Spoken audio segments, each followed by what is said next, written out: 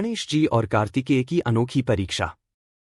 एक बार कैलाश पर्वत पर भगवान शिव और माता पार्वती के द्वार पर हलचल मच गई। गणेश जी और कार्तिकेय में किसी बात को लेकर वाद विवाद छिड़ गया था। शिवजी और पार्वती ने दोनों को शांत करने का प्रयास किया, लेकिन वे मानने को तैयार नहीं थे। मैं श्रेष्ठ हूं, कार्तिकेय ने कहा। नहीं, मैं श्रेष्ठ हूं, गणेश जी ने उत्तर दिया। दोनों के बीच बहस इतनी बढ़ गई कि देवताओं तक बात पहुंच गई।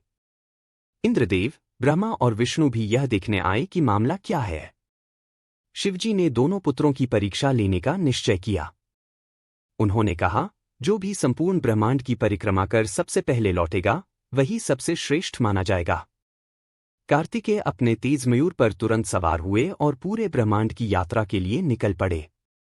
वे एक एक लोक की यात्रा करते गए, देवताओं, ऋषियों और सिद्धों से आशीर्वाद लेते गए।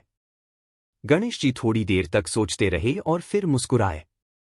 उन्होंने अपने माता पिता शिव पार्वती के चारों ओर 3 बार परिक्रमा की और हाथ जोड़कर प्रणाम किया। शिवजी ने पूछा, गणेश, तुमने ब्रह्मांड की परिक्रमा क्यों नहीं की? गणेश जी ने उत्तर दिया, मेरे लिए माता पिता ही संपूर्ण ब्रह्मांड है। इनकी परिक्रमा करने से मैंने संपूर्ण सृष्टि की यात्रा कर ली। शिवजी और पार्वती ने मुस्कुराते हुए गणेश जी को विजेता घोषित कर दिया। जब कार्तिकेय लौटे और यह सुना, तो वे क्रोधित हो गए। उन्होंने कहा, यह प्रतियोगिता थी और गणेश ने यात्रा ही नहीं की। यह तो अन्याय है। पर शिवजी ने समझाया, बुद्धि और भक्ति की राह ही सबसे श्रेष्ठ होती है। तुम्हारी शक्ति अद्भुत है, पर गणेश ने ज्ञान से विजय प्राप्त की है। कार्तिकेय को यह सुनकर एहसास हुआ कि वास्तविक श्रेष्ठता बाहरी यात्रा में नहीं, बल्कि आंतरिक समझ में होती है।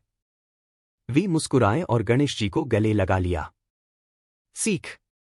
ज्ञान और भक्ति से बड़ी कोई शक्ति नहीं होती। शक्ति और परिश्रम महत्वपूर्ण हैं, परंतु सच्ची बुद्धि से ही वास्तविक विजय प्राप्त होती है। कैसी लगी आपको यह कहानी?